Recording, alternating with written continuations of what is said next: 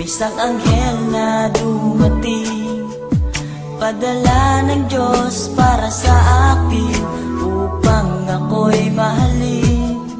At kung ikaw ay masaya, sige tumawa ka. Ilakas mo pa, isigaw mo pa, mahal mo kong talaga. Minahal naman kita, bakit ako'y iniwan mo?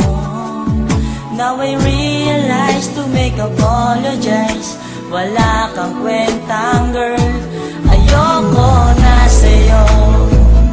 Ako'y niloloko mo.